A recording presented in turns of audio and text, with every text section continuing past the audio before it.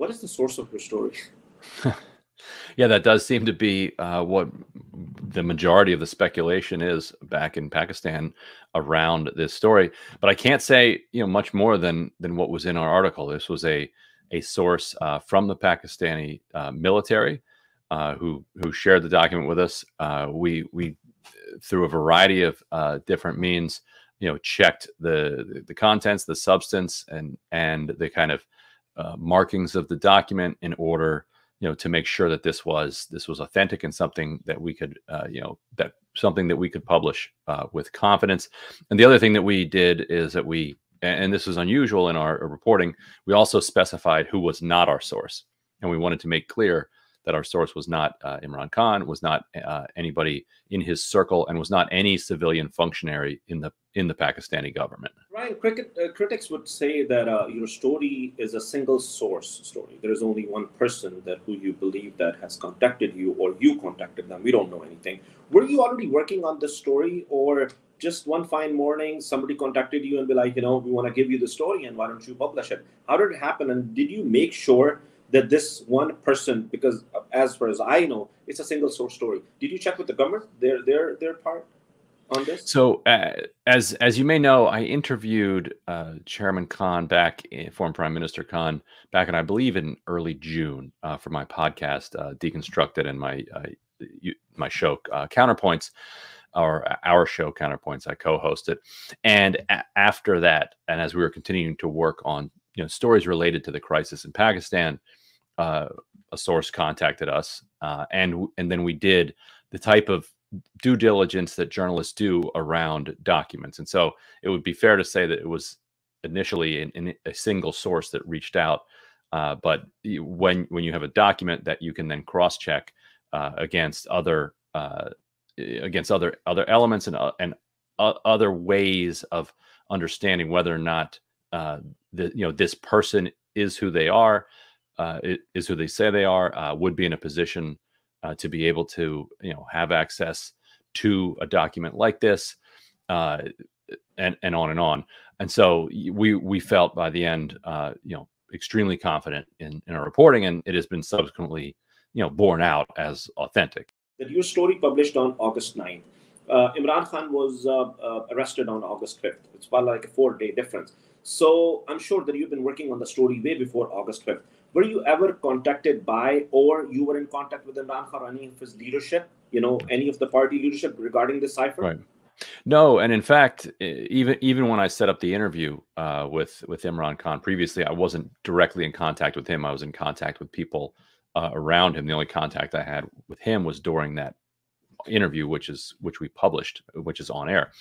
I did not have any contact with anybody around him or anybody within PTI, during any of the process of the reporting. And that's actually somewhat unusual. Usually toward the very end, we would go for a comment to everybody involved. And since Khan had publicly commented on this, the standard practice would be that you would go to Khan or the PTI for comment. Khan, obviously, by the time we published, was in prison, so we couldn't go to him. But we didn't go to anybody in the PTI because we understood that the kind of Pakistani establishment would immediately insist that they were our source. Now, to your other question, no, I don't actually think that this was a setup, because if it were a setup, I think they'd have done a couple things differently. One, I think they might have put something in the document that undermined the document.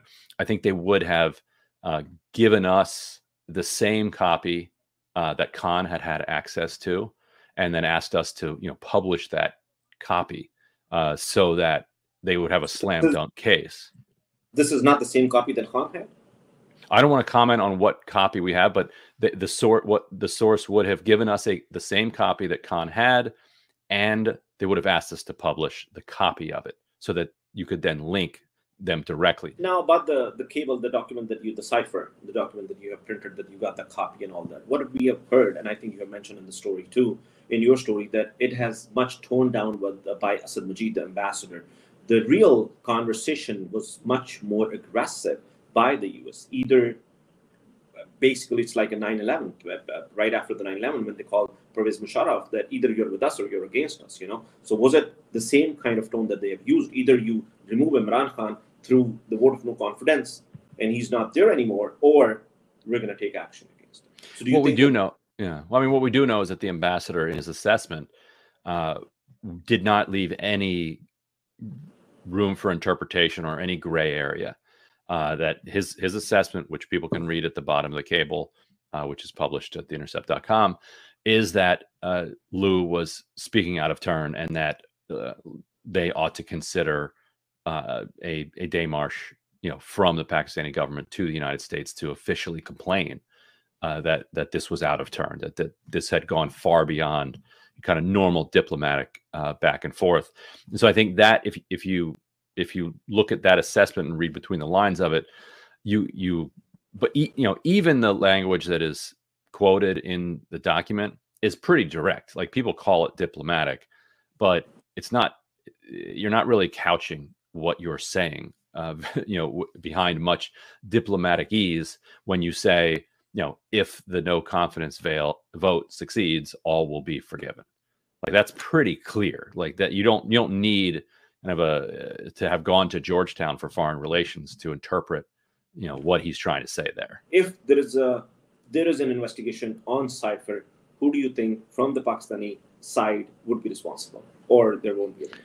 Well, I mean, I think the idea that with a situation like this, that the hunt would be for the source, that the criminalization would be about who blew the whistle on this, is, you know, misses the real point here. The point here is that this was a public service, that the public, you know, had a right to know this information, that the public had been debating, you know, what was said in this meeting and what the role of this meeting was in the unfolding of Pakistani politics for a year and a half.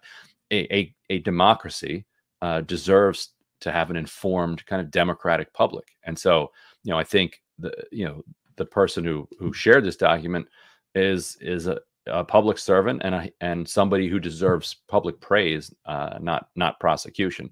But it was not Imran Khan. It was not anybody in his circle. I couldn't be any more clear about that. Diplomats are used to politicians taking one stand publicly and then taking a separate stand privately, like that.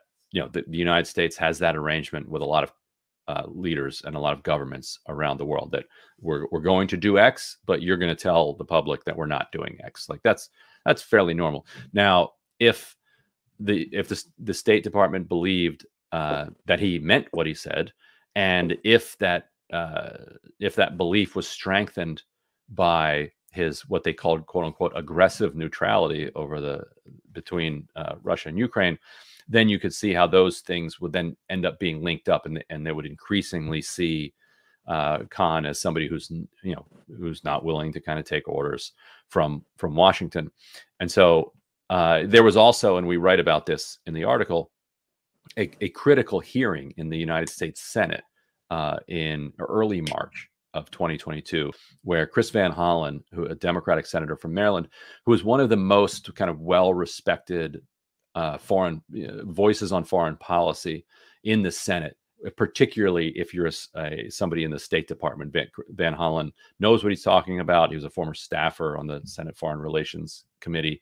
He's very much in that world. And so when Van Hollen speaks, people in the State Department listens.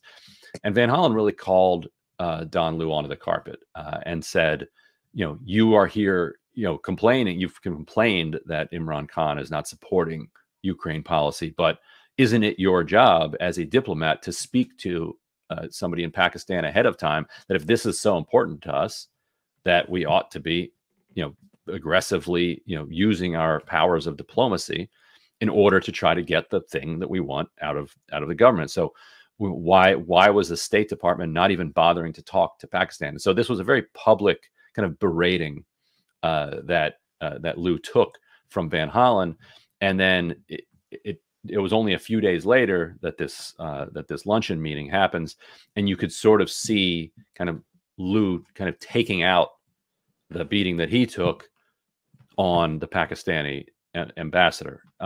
So I think you have to understand that kind of relationship as well to understand how this unfolded. The most clear hypocrisy, of course, and contradiction would be that the entire rationale for ousting the democratically elected government of Pakistan was to support sovereignty in a different country, Ukraine. So, you know, the entire thing kind of just falls apart amid its own contradictions, just right there at the very beginning. The reason, for instance, that Trump pulled out of Obama's Iran deal was not because he didn't like the Iran deal, it's because it was Obama's Iran deal, and he just wanted to undo whatever Obama had done. Certainly, there were, you know, the pro-Israel lobby and others were pushing him to do it, but mostly it was about just being against whatever Obama was for. And so I can imagine Trump trying to reverse it just for that reason. But you know, it very much depends on who has his ear at any given moment. What would be your opinion? I mean to say, why would always U.S. deals with the Pakistani military establishment, but not the elected government? We have had the elected government for the past about like a good 15 years now. But sure, before that it was a dictatorship. There was a dictator who was ruling the country, but there was still a democratic process. But they always, whenever they visit Pakistan, they gotta visit the Prime Minister office and the GHQ too. So why is that? Why is there ties? This is against the American democracy, democratic values itself. Well, I think you have to look at the time frame. The interest that the United States had in Pakistan was mostly related to Afghanistan. And and somewhat in let's say countering the rise of China, but mostly we're talking about military cooperation as it relates to the drone war in Pakistan, but also in Afghanistan. And so I think the United States just was in the habit of paying lip service to the civilian government over in Pakistan. They probably felt that they just didn't need to. We have seen the human rights violation from the last 16 months over and over again. 10,000 people were abducted. People have been picked up. They are being in the court. I mean, for the wrong allegations, political motivated cases against Imran Khan, against the party. Why not? There is any human right, violation or human right. I mean, the voices from the U.S., especially from the Oval Office, I'm talking about, or the Biden administration, in the favor of the party who's going through whatever they're going through from the last 16 months. And they said that it has nothing to do with us. It's their internal matter. I mean, the rules for countries that are, in line with the United States are different than the rules for countries that are either, adversarial to the United States or are non-aligned. And to answer a question that you brought up earlier about Imran Khan being kind of pro-Pakistan, Pakistan first, he I'm sure is familiar with the history of the non-aligned movement during the Cold War. There was an effort by dozens of significant countries to kind of put together a bloc that would say, look, we care about our interests and our populations first. We are not aligned either with the Soviet Union or with the United States. We're a non-aligned bloc that is interested in economic growth and etc. for our own people. And the United States response to that was to treat people who were non-aligned as adversarial. It was a very, Bush put it into words when he said, you're either with us or against us. But that was kind of the American foreign policy throughout the Cold War. And there's never been a day where the United States said, oh, we're no longer operating under that assumption. Like that is still how we see it, that the United States sees it, that if you are not an active ally in all matters with the United States, then you are an adversary. And so the idea that you can be non-aligned and have the United States treat you as neutral, for the most part. Now, there are some countries that might be an exception. Maybe if you're powerful enough, like India, you can kind of get away with that. But for the most part, the United States is just not going to countenance that. And then it's up to that country whether or not they can kind of withstand that pressure. Do you think that if the military establishment took a stand with the elected prime minister, with Imran Khan, results would have been different? Well, yes. I mean, I think that I think that what the meeting between the ambassador and Don Lu did was signal to the military that if it decided that this is the move that it wanted to take, that it would have U.S. permission. I don't think that the U.S., in order for the U.S. to kind of order it and direct it and insist upon it, they would have had to put more pressure on it than just kind of signaling from the assistant, Secretary of State at a luncheon meeting. But they would have had to work harder. I think the fact that the military was moving away from Khan already is what kind of enabled Lu's meeting to just be the kind of final kind of push. So that means that it started from home first before it went to the US. And I think that Imran Khan has said that that's his new kind of analysis, and I think and he said that in my interview as well. And I think that that's a rational kind of analysis.